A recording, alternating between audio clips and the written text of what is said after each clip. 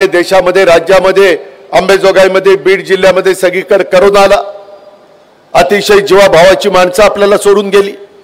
जबरदस्त किंमत त्या करोनाची आपल्याला मोजावी लागली। कधी अशा प्रकारचा आजार लोकांनी पाहिला नव्हता, जगाने पाहिला नव्हता। अनेक जणांना प्राण गमवावे लागले, परंतु त्याच्यातून आपण राज्याला सावरण्याचा प्रयत्न केला। वैद्यकीय क्षेत्र किती महत्त्वाचं आहे हे करोनाच्या काळामध्ये महाराष्ट्रातल्या जनतेला समजलं आणि तेव्हापासून हॉस्पिटल असतील, वैद्यकीय कॉलेज असतील, ग्रामीण रुग्णालय असतील, शहरी भागातले रुग्णालय असतील, महिलांच्या करता रुग्णालय असतील, लहान मुलांच्या करता रुग्णालय असतील, याला अधिक चालना देण्याचं काम आम्ही केलंय। आज ज्या अंबाजोगाईच्या परिसरामध्ये आपण आहोत, ज्या शहरामध्ये आहोत, तिथं स्वामी रामानंद तीर्थ वैद्यकीय महाविद्यालय। मित्रांनो, मी नेहमी महाराष्ट्रामध्ये फिरत असताना वेगवेगळे प्रश्न सोडवण्याच्या करता मनापासूनचा प्रयत्न करत असतो। बीड जिल्ह्याला एक वेगळ्या प्रकारची ओळख आहे। अनेक लोकांनी ह्या बीड जिल्ह्याचं प्रतिनिधित्व केलं। तुम्ही पण अनेकांना संधी दिली, पण ह्या स्वामी रामानंद तीर्थ वैद्यकीय महाविद्यालयात ज्या प्रकारे लक्ष द्यायला पाहिजे होतं तसं दुर्दैवाने दिलं गेलं नाही। हे महाविद्यालय हे पहिलं तालुक्याच्या ठिकाणचं आशिया खंडातलं पहिलं महाविद्यालय म्हणून अंबाजोगाईच्या महाविद्यालयाची ओळख आहे। जवळपास 100 जागा आहे, परंतु काही जमिनीचा प्रश्न अजूनही प्रलंबित आहे। मी तुमचा पालकमंत्री म्हणून अलीकडे आढावा घेत असतो, कुठं निधी दिला पाहिजे, कुठलं काम केलं पाहिजे। अनेक वर्ष माझ्या बीडवरून निघणारी अहिल्यानगरला जाणारी रेल्वे किती वर्ष काम चाललं होतं, किती खासदार आले आणि गेले, किती नेत्यांनी भाषणामध्ये सांगितलं आम्ही करू झालं, परंतु मी यंत्रणा कामाला लावली। केंद्रीय रेल्वे मंत्री वैष्णवी साहेबांना भेटलो, त्यांना सांगितलं की तुमचा निम्मा निधी, राज्य सरकारचा निम्मा निधी। स्वस्त सगळ्यात जर कुठलं प्रवासाचं माध्यम आहे गोरगरिबांच्या करता तर ती रेल्वे। एसटीचा तरी प्रवास जरा महाग असतो, सगळ्यात स्वस्त रेल्वेचा। ती रेल्वे आपण सुरू केली। आता आपल्याला ती लाईटच्या वर त्याच्यामधनं त्या ठिकाणी घ्यायची, इलेक्ट्रिकची व्यवस्था त्याच्यामध्ये करायची। ती रेल्वे अहिल्यानगर पुरती थांबवायची नाही, आपल्याला ती पुण्याला न्यायची। मी पुण्यामध्ये हडपसरला आता आम्ही नवीन रेल्वे स्टेशन त्या ठिकाणी करतोय। आता पुण्यामध्ये आहे त्या स्टेशनला जागा नाहीये, आपल्याला मुंबईपर्यंत न्यायची आहे। त्याच्याशिवाय माझ्या बीड जिल्ह्याचा, माझ्या अंबाजोगाईचा त्या ठिकाणी काय पलट होऊ शकत नाही। हे करत असताना आम्ही त्याच्यात लक्ष घातलं। बीड जिल्ह्यामध्ये विमानतळ पण नाही। लोक म्हणतील आम्ही कधी गरिबांनी विमानाने जायचंय। जरूर, तुम्ही जर जाऊ शकला नाही तरी उद्योगपती असतात, त्यांना तातडीनं विमानाने जावं लागतं, तर ते गुंतवणूक करतात, तर कारखानदारी येईल, तर त्याच्यातनं इथला रोजगार निर्माण होईल, तर बेकारांची बेकारी हटेल। त्याकरता इन्फ्रास्ट्रक्चर द्यावं लागतं, चांगले रस्ते करावे लागतात, पाण्याच्या सुविधा कराव्या लागतात, स्वच्छतेला महत्त्व द्यावं लागतं, आरोग्य चांगलं ठेवण्याच्या करता आरोग्य जे काही रुग्णालय किंवा इथलं मेडिकल कॉलेज आहे त्याला मदत करावी लागते। तुम्हाला माहिती आहे, मी आता प्लॅन केलाय 1000 कोटी रुपये माझ्या इथल्या स्वामी रामानंद तीर्थ वैद्यकीय महाविद्यालयाला आपण खर्च करतो। तुम्ही काही वर्षांनी म्हणाल खरंच अजित पवार बोलल्यासारखं करून दाखवलं, इतकं तिथलं सगळं चित्र बदलून टाकेल की आजूबाजूच्या भागातली लोक गोरगरीब तिथं उपचार घेण्याच्या करता येतील, त्यांना उपचार चांगला करून मिळेल, अतिशय कमी पैशामध्ये उपचार करून मिळेल। त्याकरता काही अडचण येऊन देणार नाही, राज्य सरकारची ती भूमिका आहे। कारण बीड जिल्ह्यामध्ये दुसरं हॉस्पिटल नाही, मेडिकल कॉलेज नाहीये। आम्ही आता प्रत्येक जिल्ह्यामध्ये एक मेडिकल कॉलेज करायचं ठरवलंय। एका मेडिकल कॉलेजला साधारण 1000 कोटी रुपये खर्च असतो आणि त्या पद्धतीनं महाराष्ट्रामध्ये करतो। कारण लोकसंख्या जेवढी वाढली त्या प्रमाणात डॉक्टर नाहीयेत। देशाची लोकसंख्या 140 कोटी, तुमच्या माझ्या राज्याची लोकसंख्या 13 कोटी। त्या प्रमाणात डॉक्टर जर बघितले तर माझ्या आजही दुर्गम भागात, डोंगरी भागात, आदिवासी भागात अशा पद्धतीनं तिथं डॉक्टर पोहोचू शकत नाहीये। त्याच्याकरता तिथल्याही लोकांना जगण्याचा अधिकार आहे, त्यांचंही आरोग्य चांगलं ठेवण्याचा अधिकार आहे। ते काम आपण अंबाजोगाईच्या संदर्भामध्ये त्या बाबतीमध्ये करतोय। मित्रांनो, एकंदरीतच ह्या सगळ्या निवडणुका होत असताना 2017 नंतर 2022ला निवडणुका व्हायला पाहिजे होत्या। 23, 24, 25 आता 26 लागेल। 4 वर्ष कार्यकर्त्यांना थांबावं लागलं। सत्तेचं विकेंद्रीकरण करण्याच्या करता स्वर्गीय यशवंतराव चव्हाण साहेबांनी 62 स्थानिक स्वराज्य संस्था आणल्या, जिल्हा परिषदा तालुका पंचायती आणल्या। त्याच्यातून आपल्या लातूरचे सुपुत्र विलासराव देशमुख हे सरपंचापासून मुख्यमंत्री पदापर्यंत पोहोचले। त्याच्यामध्ये आर पाटील आज आपल्यात नाहीयेत दोघंही, परंतु एक बैलाच्या खूनवर तो जिल्हा परिषदेचा सदस्य होता, तिथून राज्याच्या उपमुख्यमंत्री पदापर्यंत पोहोचले। कितीतरी मी कार्यकर्ते तुम्हाला दाखवील।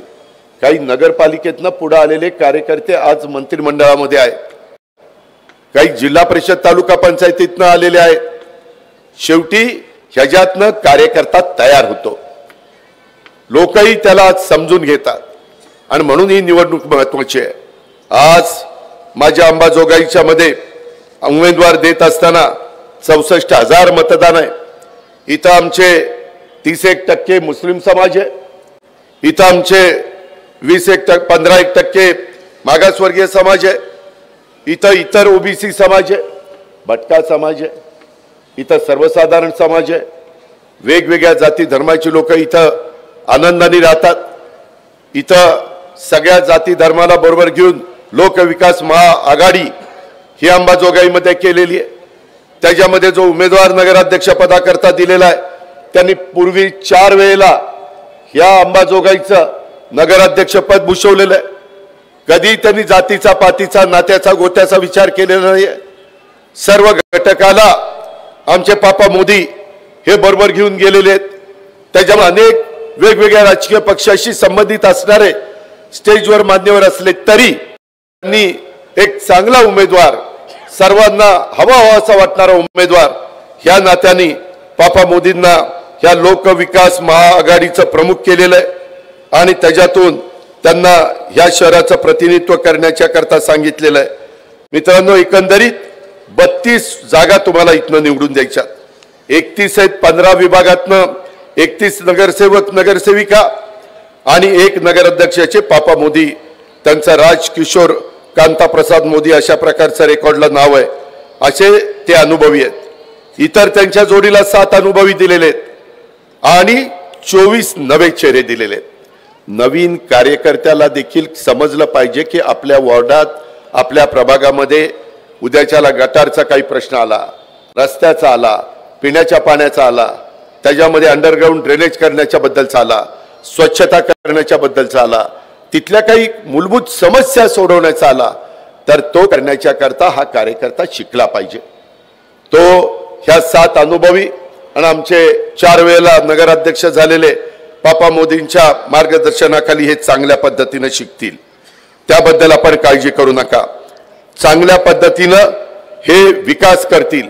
मध्ये 4 वर्ष प्रशासकीय राजवटीमुळे माझ्या अंबाजोगाईचा विकासाची गती मंदावलेली आहे। तो बॅकलॉग आपल्याला भरून काढायचा आहे। तो भरून काढण्याच्या करता केंद्रातनं राज्यातनं पण मदत झाली पाहिजे।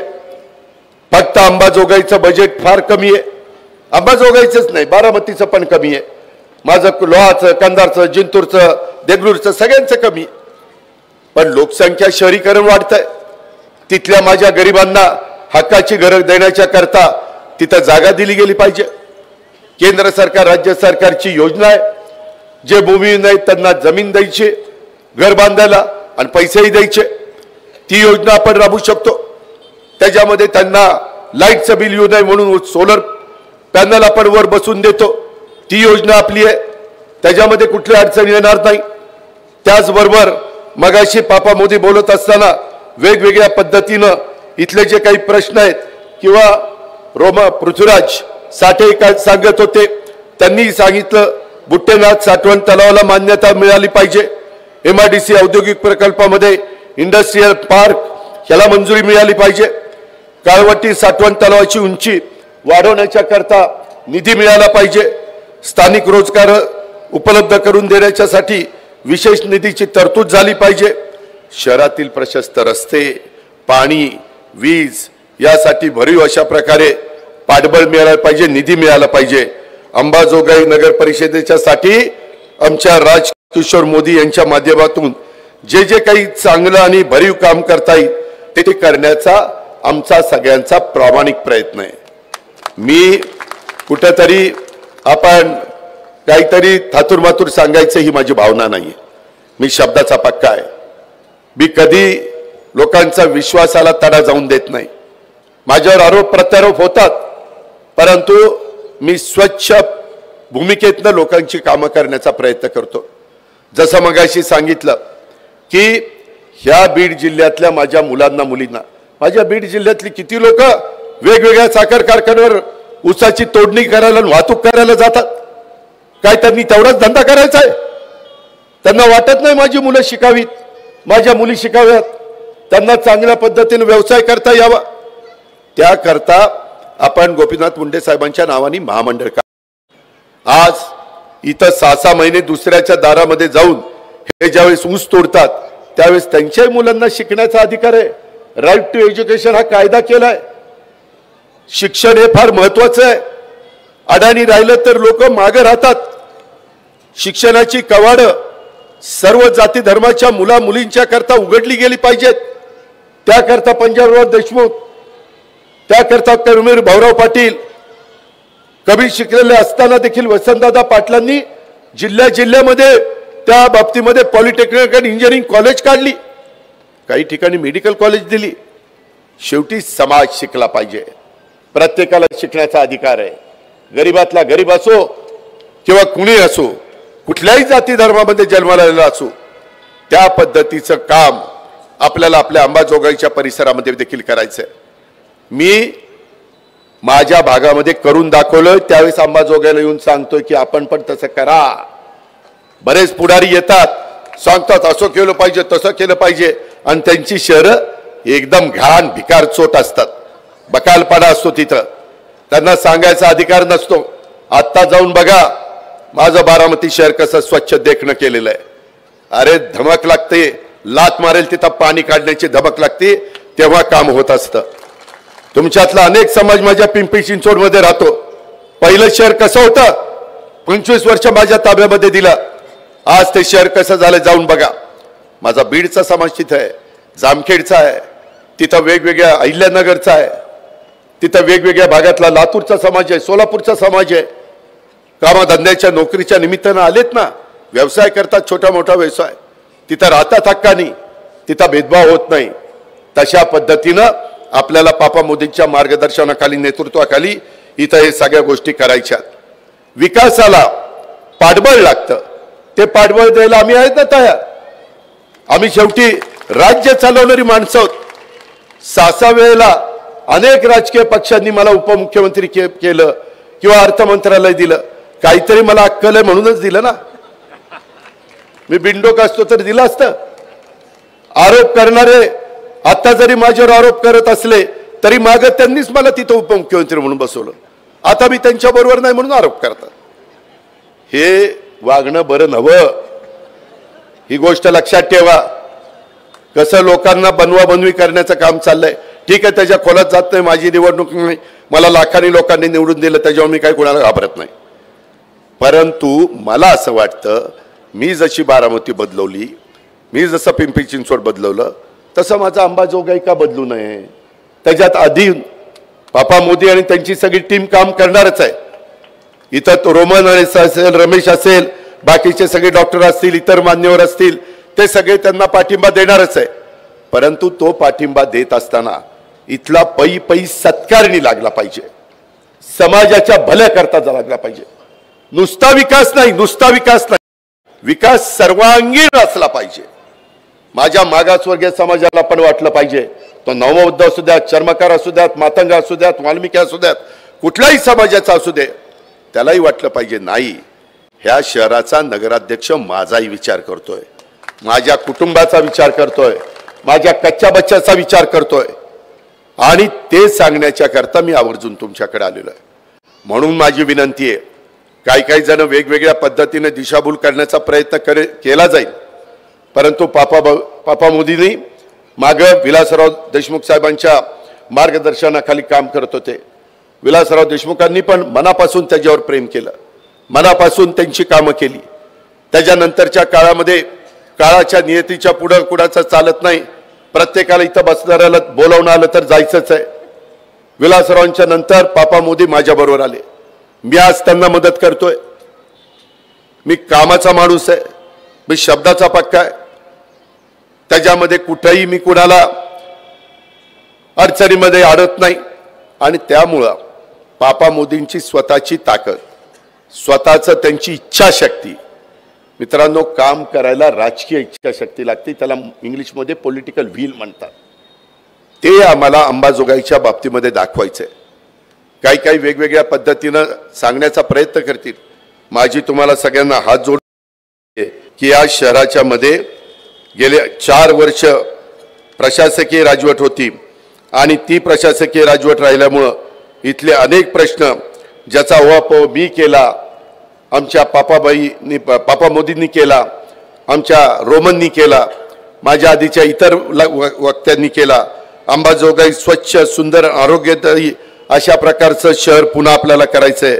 शहरातील कचऱ्याचं वैज्ञानिक व्यवस्थापन करण्यासाठी आधुनिक ट्रॅश रिसायकल प्रोग्राम हा आपल्याला सुरू करायचा आहे. आता ह्या सगळ्या गोष्टी करता येतात. आता जगामध्ये AI म्हणजे कृत्रिम बुद्धिमत्ता आलेली आहे. कृत्रिम बुद्धिमत्ता आता इथं डॉक्टर वगैरे मंडळी बसली, त्यांना माहिती आहे याच्यातलं. आता ते आपल्याला चांगल्या पद्धतीनं काय काम करता येईल हे त्या ठिकाणी आर्टिफिशियल इंटेलिजन्सच्या माध्यमातून दाखवतं. आपल्याला इथं बसलेल्या माझ्या लाडक्या बहिणींचं, महिलांचं सक्षमीकरण करायचंय. महिला उद्यम केंद्र आपल्याला उभारायचंय. महिला लघु उद्योगांच्या करता विक्री आणि वृद्धीसाठी आपल्याला स्वतंत्र सुविधा केंद्र इथं निर्माण करायचंय. तरुणांच्या करता दर्जेदार क्रीडा सुविधा आपल्याला द्यायच्यात. तिथं चांगल्या प्रकारचं स्टेडियम आपल्याला उभं करायचंय. त्याच्यामध्ये वेगवेगळ्या फॅसिलिटी आपल्याला द्यायच्यात. त्याच्यामध्ये प्रशिक्षणाची व्यवस्था करायची. ज्या अंबाजोगाईमध्ये शुद्ध आणि पुरेसा पाणी पुरवठा आपल्याला करायचा आहे. आधुनिक तंत्रज्ञान वापरून जे काही खराब पाणी निघतं त्याच्याकरता STP ते चांगले प्लांट आपल्याला बसवायचे. त्याच्याशिवाय हे शहरामध्ये निघणारं खराब पाणी ह्याच्यावर प्रक्रिया करून ते पाणी झाडांच्या करता वापरायचंय, रिसायकल करायचंय. ह्या सगळ्या गोष्टी आपण त्या ठिकाणी करणार आहोत. त्याकरताच हे सगळं करायचं म्हटलं तर विश्वासू नेतृत्व हवंय. पापा मोदी हे नाव अंबाजोगाईकरांना एक विश्वासाचं नाव आहे. त्यांच्या नावावर आपण सगळ्यांनी आतापर्यंत डोळे झाकून अख्खं पॅनल त्यांचं निवडून दिलेला हा इतिहास आहे. सगळ्या जाती धर्माच्या लोकांना बरोबर घेऊन जाणारं हे नाव आहे. जी धर्मनिरपेक्षतेची भूमिका, शिवशाहू फुले आंबेडकरांची भूमिका अनेकांनी बरोबर घेऊन चाललेले आहेत, ती खालपर्यंत आपल्याला पोचवायची. आपल्याला वेगवेगळ्या समाजामध्ये भेदभाव करायचा नाही, ते आपल्याला मान्य नाहीये. अंबाजोगाईमध्ये सर्व व्यापारी आणि उद्योजकांना आवश्यक त्या सुविधा आपल्याला द्यायच्यात. शहरात आधुनिक पार्किंगची व्यवस्था आपल्याला करायची आहे.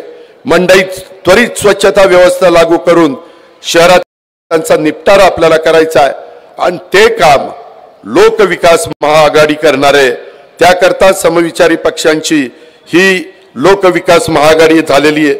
म्हणून माझी आपल्याला विनंती आहे की या लोकविकास महाआघाडीला आपण प्रचंड मताधिक्याने विजयी करावं आणि ही इथल्या एक सांस्कृतिक, ऐतिहासिक आणि सामाजिक ऐक्याची परंपरा जपण्यासाठी सर्वांनी एकत्र येऊन ह्याला हातभार लागावा. अशा पद्धतीनं मी आपल्याला सगळ्यांना सांगेन. मी तुमचा पालकमंत्री म्हणून माझी जबाबदारी आहे, ती जबाबदारी मी पार पाडीन. मी बघा आता CIIIT आणलेलं आहे. 35 कोटी रुपये आपण घालतो, 165 कोटी रुपये टाटा त्याच्यात देत आहे आणि 200 कोटीचा आपण एक इन्स्टिट्यूट उभं करतोय. आपण सायन्स पार्क उभं करतोय. का तर माझ्या बीड जिल्ह्यातल्या वेगवेगळ्या तालुक्यातल्या मुला मुलींना नवीन सायन्स पार्कच्या निमित्तानं काय प्रयोग होतात, कसे होतात. मी तर माझ्या पुणे जिल्ह्यातल्या लोकांना नासामध्ये पाठवलेलं आहे. आत्ता पेपरला आलं होतं. मी माझ्या बीड जिल्ह्यातल्या गोरगरीब वेगवेगळ्या मुलांना त्यांचं सिलेक्शन करणार आहे आणि त्यांनाही दरवर्षी नासाला टीम पाठवणार आहे. डीपीडीसीच्या माध्यमातून पाठवणार आहे. करता येतं, इच्छाशक्ती पाहिजे. त्याकरता मी अनेक बदल ह्या जिल्ह्याच्या करता करतोय, ह्या तालुक्यांच्या करता करतोय, ह्या अंबाजोगाई शहराच्या करता करतोय. 1000 कोटी कशाला म्हणतात? आज ह्या शहराच्या मध्ये ह्या हॉस्पिटलच्या करता एवढा निधी आपण आणतोय, टप्प्याटप्प्याने तिथं देतोय, कारण ही सगळी कामं करायची. मी स्वतः तिथं भेट दिलेली. मी सकाळी 6ला उठून लोकांच्या कामं बघत असतो सार्वजनिक. मला आवड आहे, मला त्याच्यातनं आनंद मिळतो.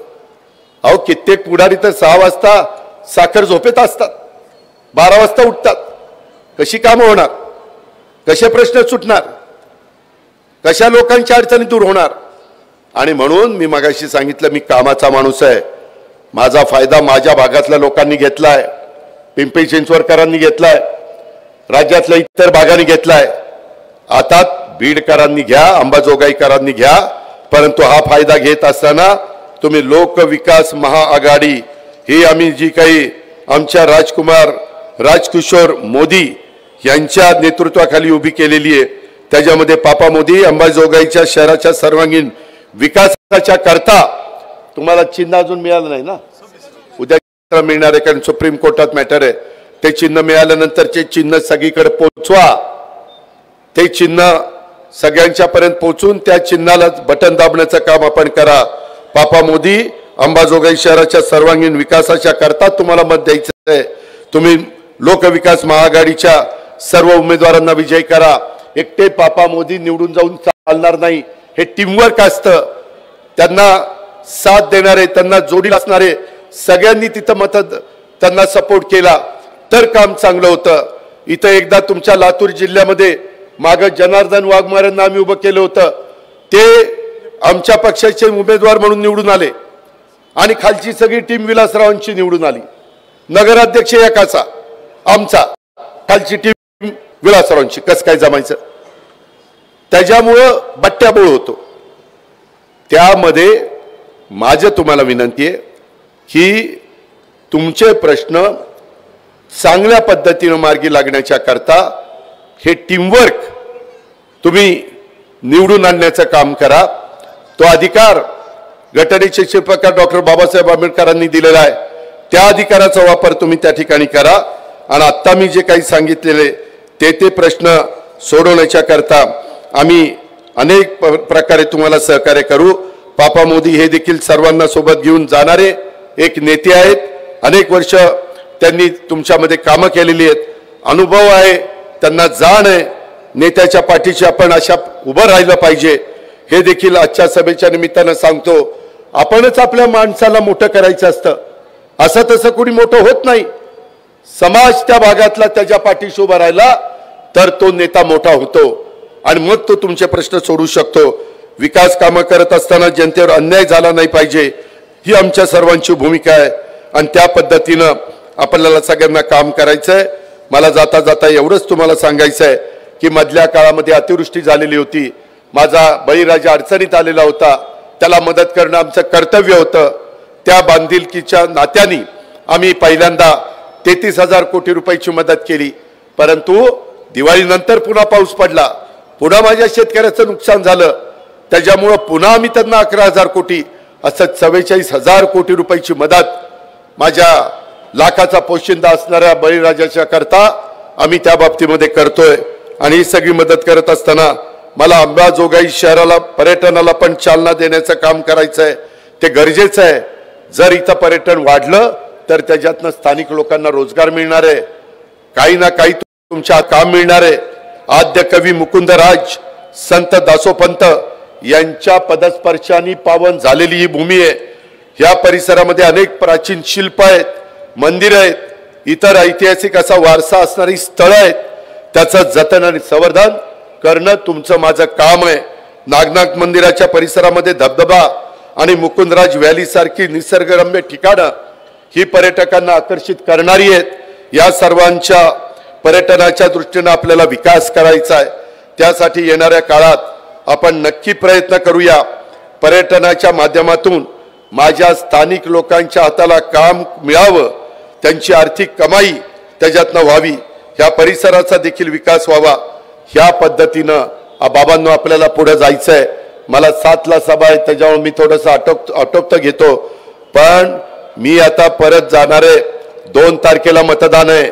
त्याच्यामध्ये राहिलेल्या दिवसात काही प्रलोभनं दाखवली जातील, काही वेगवेगळं सांगितलं जाईल. ह्या कानाचं ऐका ह्या कानाने सोडा. आता आपल्याला मोठ्या प्रमाणावर सर्वांना बरोबर घेऊन विकास करायचा आहे आणि तो आपल्या पापा मोदीच्या नेतृत्वाखाली करायचा आहे. माझ्या सकट तुमच्या सकट सगळ्यांनी त्याच्या पाठीशी उभं राहूया आणि आपल्या अंबाजोगाईचा कायापालट करून घेऊया आणि माझ्या या शहराचा सर्वांगीण विकास करून घेऊया. हीच आग्रहाची नम्रतेची कळकळीची विनंती करतो आणि या ठिकाणी थांबतो. जय हिंद, जय महाराष्ट्र, जय भीम, खुदा हाफिज. धन्यवाद दादा. लग्नामध्ये वाढपी ओळखीचा असला तर जेवण चांगलं भेटतं. दादांनी आपल्याला शब्द दिलेला आहे. कोट्यावधींचा विकास निधी दादा आपल्याला देणार आहेत. फक्त त्यांनी सांगितलेलं आहे की राजकिशोर पापा मोदी यांच्या